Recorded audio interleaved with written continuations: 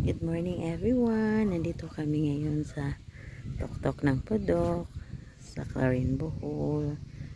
Ang ganda ng view dito. Dito pala ako nagsistay sa kapatid ko dito sa Clarin Bohol. Maganda dito kasi malamig. Kahit mainit pero malamig yung simoy ng hangin. Hindi katulad sa sa baba.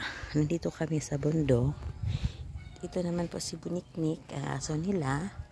Ayan, nandito kami sa tuktok. Yan, noon marami ditong niyog. Dahil sa audit, yun, lahat ng niyog wala na, kaya ganito. Yan, ang ganda talaga dito. Kahit mainit, okay lang. Yan. Yun nga pala, doon, makikita mo kung mayroong barkong dumadating from Cebu at dudunggo yan sa Tubigon, Bohol.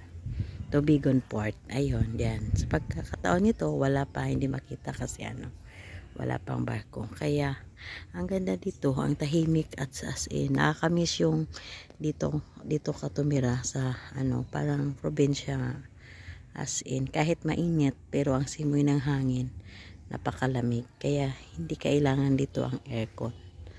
Yan, yan. Banda doon, ang laki ng lupa ng ng kanyang mayroon pang mga mangga dito. Actually, nakakuha na ako ng mangga. Binigyan ako kasi pasalubong ko kasi uuwi ako sa Cebu mamaya. Mga 1:30 yung sakay ko. So, ayun, ang ganda-ganda. Di ba? Yan. Dahil tapos, dito talaga sa bukid. Ang ganda, kahit mainit. Ang ganda talaga.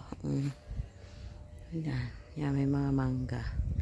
Doon naman, yan, parang ang sarap ng himoy ng hangin, simoy ng hangin.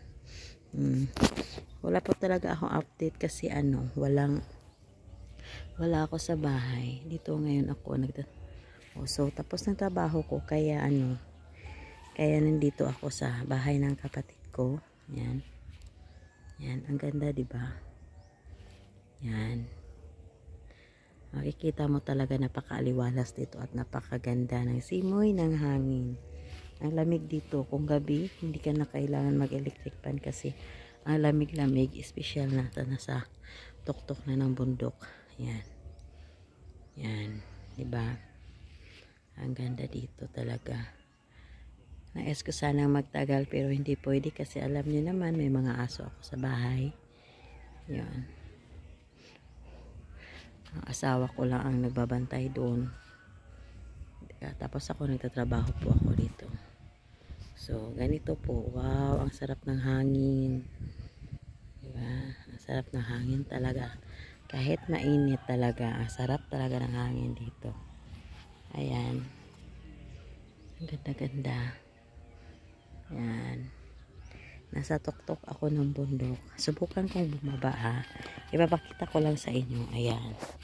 Ayan, bababa ako niyan. Bababa. Ayun. Yun pala yung daan papuntang sentro nila. Bababa ka. Ang ganda lang kasi nakakamiss yung kabataan namin. Kasi ako taga Bukidnon po ako. So ganito rin na. Kahit hindi masyadong bukid yung amin. Pero nasa bukid pa rin ng tutoring. Pero hindi sa tuktok. Kaya nakakamiss yung ganitong ganitong mga sitwasyon. Ang ganda na. So, kung dito ako sa baba, yan, hindi mo makikita yung bahay ng kapatid ko. Ayun. Yan sila. Nasaan na sila? Nasa tuktok sila ng bundok. Diba? Ang ganda. Ang ganda dito kasi may mga saging sila. Ayan, hindi na kailangan bumaba para bumili ng mga saging na saba. Ayun. Yan, maganda yung view.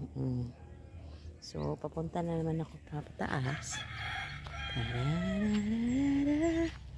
Ang ganda-ganda ng view. Yan. Takot taas. Yan. Diba? Ang ganda dito. Kaya babalik talaga ako dito. Ayan, magbabakasyon ako dito. Tarang! Ayan. Tarang! Tarang! Tarang! So, yan ang bag ko. Saan siya na? Yan. Yan. Ang ganda. Yan. So, hanggang dito na lang. Sana nagkilikin yung vlog ko. Suportaan nyo. Salamat po. Paalam.